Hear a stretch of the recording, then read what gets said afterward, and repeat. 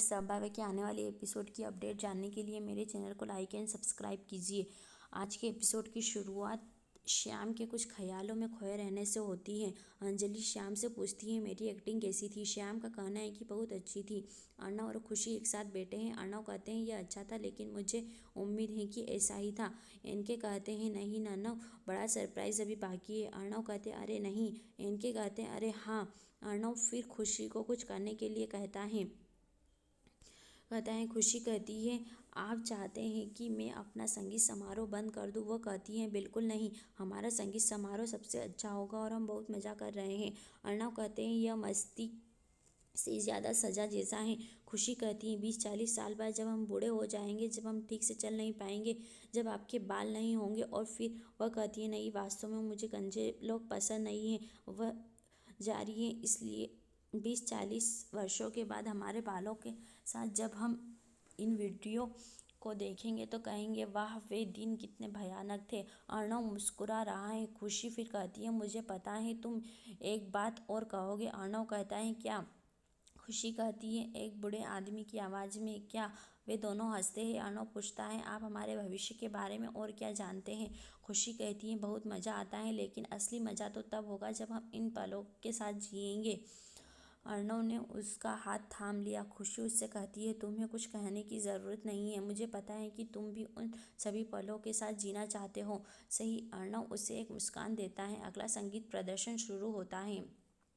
यह एनके और मनोरमा पहला पहला प्यार है पर नृत्य कर रहे हैं। अर्णव और खुशी प्रदर्शन देख रहे हैं और वे कल्पना करते हैं जैसे वे इसे कर रहे हैं।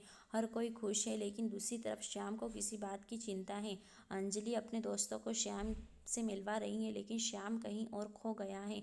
नानी एक टेबल पर लगे कवर को देखती है, उसे खोलने की कोशिश करती है, लेकिन उसी समय उसके पास कुछ मेहमान आ जाते हैं जिससे वह खोल नहीं पाती है और वह उसे दूसरी टेबल पर रख देती है। श्याम अंजलि से कहता है मुझे एक ज़रूरी फ़ोन करना है, मैं अभी वापस आता हूँ। फिर वह उस आवरण को लेने जाता है, लेकिन उसे अब वह नहीं दिखता। वह उसे खोजना शुरू करता है और अंत में उसे दूसरी टेबल पर देखता है। वह इसे लेने जा रहा है, लेकिन एक वेटर उसके सामने आ जाता है और उसे ले जाता है और कहता है मैं इसे हरिप्रकाश को दूंगा। वेटर हरिप्रकाश को देता है और अर्णव को देने जाता है। श्याम उसका पीछा कर रहा है और उसे रोकने की कोशिश कर रहा है। एक मंच पर एनके घोषणा करता है कि प्रदर्शन किया जाता है, लेकिन वह बात बाकी है। एनके उससे वह काम करने के लिए कहता है। हर कोई सोच रहा है कि क्या बात है। खुशी चिंतित हो जाती है। एनके फिर कहता है मेरा मतलब है प्रपोज। मेरे भाई आपको खुशी को प्रपोज करना होगा। खुशी को राहत के संग थे। अर्णव पूछता है लेकिन क्यों। खुशी कहती है तुम्हारा क्या मतलब है क्यों आपको मुझे प्रपोज करना होगा। अर्णव कहते हैं हम अपने संगीत समारोह में हैं और कुछ दिनों में शादी कर रहे हैं, तो अब प्रपोज करने की क्या बात है। खुशी कहती है मैं भी जानती हूँ, लेकिन अभी तक तुमने मुझसे ठीक से नहीं पूछा कि मुझे क्या चाहिए। सब कहते हैं अर्णव से पूछो और सब ताली बजाते हैं। अर्णव चुप है। खुशी कहती है छोड़ो, वह सवाल नहीं पूछता, वह सीधे जवाब देता है। वह ऐसा नहीं कर सकता। खुशी उठ खड़ी होती है और चलने लगती है। इनके कहते हैं एक मिनट रुको, और अर्णव से खुशी को दिखाने के लिए कहता है कि वह वास्तव में खुशी के लिए क्या है। श्याम अभी भी हरिप्रकाश का पीछा कर रहा है। अचानक रोशनी चली जाती है और अर्णव गायब हो जाता है।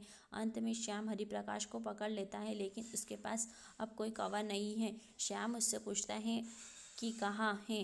हरिप्रकाश कहते हैं मुझे लगता है कि यह अर्णव का है और अब मुझे नहीं पता कि यह अंधेरे में कहाँ चला गया। श्याम उस पर पागल हो जाता है और कहता है जो सामान तुम्हारा नहीं है उसे क्यों छूते हो।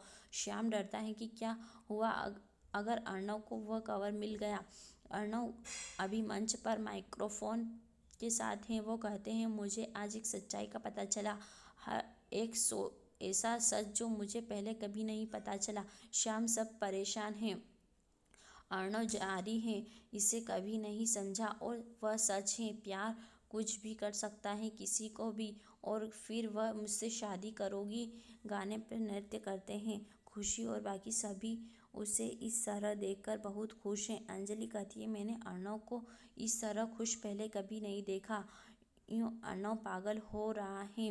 वह अब खुशी को मंच पर ले जाता है। वह अपने घुटनों पर बैठ जाता है और खुशी से पूछता है क्या तुम मुझसे शादी करोगी। खुशी भावुक हो जाती है। अर्णव के ने उसका हाथ चूम लिया। खुशी ने उसे गले लगा लिया। श्याम देखता है कि कोई कवर खोल रहा है और गरिमा और अर्णव के पिता की तस्वीर देख रहा है। यह कोई और नहीं बल्कि दादी है। श्याम वहां दौड़ता है और उस फोटो को हटाने की कोशिश करता है। दादी उससे पूछती है, तो आप इसे खोज रहे थे? श्याम उससे माफ़ी मांगता है और कहता है, लेकिन हमें सबूत इकट्ठा करना है और सभी को सच बताना है। दादी कहती है, मैं सच जानती हूँ और जो करना होगा मैं अपने तरीके से करूँगी। वह उससे फिर से ये वही गलती न दोहराने का अनुरोध करती है। वह कहती है, मुझ पर भरोसा रखो, मैं यह सुनिश्चित करूँगी कि बुरे लोगों को सज़ा मिले। दादी चली जाती है। श्याम कहते हैं, मुझे उस सब की परवाह नहीं है जिसका सही और गलत। मुझे अपने लक्ष्य पर तक पहुंचने के लिए बस आपकी मदद की ज़रूरत है। अगली सुबह सब भाई साथ हैं। इनके और आकाश कहते हैं कि रोका, मेहंदी, हल्दी, संगीत किया जाता है। अर्णव कहते हैं, अब आगे शादी है। इनके कहते हैं, नहीं, शादी से पहले एक चीज़ बची है, बैचलर्स पार्टी। इनके कहते हैं, सभी लड़कों को बैचलर्स पार्टी में शामिल होना चाहिए क्योंकि शादी के बाद उन्हें आनंद नहीं मिलता है। वह आकाश से पूछता है, क्या मैं सही हूँ? आकाश वास्तव में जवाब नहीं देता और एक पत्रिका पढ़ना शुरू कर देता है। अर्णव कहते हैं, नहीं, कोई बैचलर्स पार्टी नहीं होगी। खुशी वहाँ आती है और पूछती है, क्यों नहीं? इनके बिल्कुल सही है। वह कहती है, आप सभी लोगों को आराम करना चाहिए। अर्णव हंसते हुए कहते हैं, क्या आप जानते हैं कि उस पार्टी में क्या होता है? खुशी कहती है, हाँ, मुझे सब पता है। खुशी कहती है, मैं जानती हूँ, इसलिए कह रही हूँ मैं कि आपको बैचलर्स पार्टी करना चाहिए। वह फिर एनके से कहती है, अर्णव के लिए एक बड़ी पार्टी अब आपकी जिम्मेदारी है। उसे वहाँ खूब मस्ती करनी चाहिए। एनके कहते हैं, ठीक है। खुशी वहाँ से चली जाती है। एनके कहते हैं, तो यह हो गया, आज रात बैचलर्स पार्टी फिक्स है। अर्णव खुशी के पास जाता है। खुशी उससे पूछती है, यह हार कैसा है? अर्णव कहते हैं, बहुत बुरा। खुशी पूछती है, क्या? फिर वह उसे अपनी गर्दन पर रखता है और कहता है, अब अच्छा लग रहा है। वह उससे पूछता है, तो क्या आप वास्तव आश क्या आप वास्तव है कि आपको कोई समस्या नहीं है? खुशी कहती है, इतने खूबसूरत है, फिर मुझे क्यों तकलीफ़ होगी? अर्णव कहते हैं, मैं हार की बात नहीं कर रहा हूँ, मैं बैचलर्स पार्टी की बात कर रहा हूँ। खुशी कहती है, मुझे कोई दिक्कत नहीं होगी, सभी लोग एक साथ सेलिब्रेट करना चाहते हैं तो मुझे क्या दिक्कत हो सकती है? और जब आप मेरे लिए सलमान खान की तरह डांस कर सकते हैं तो क्या मैं आपके लिए इतना नहीं कर सकती? तुम जाओ और पार्टी का आनंद लो। अर्णव मुस्कुराता है और कहता है, ठीक है। और पायल खुशी से कहती है, तुम बहुत मासूम हो, तुम सच में बहुत कुछ नहीं जानती। बैचलर्स पार्टी इस तरह नहीं होती है। आपको सच में लगता है कि सिर्फ लड़के ही होंगे? डांस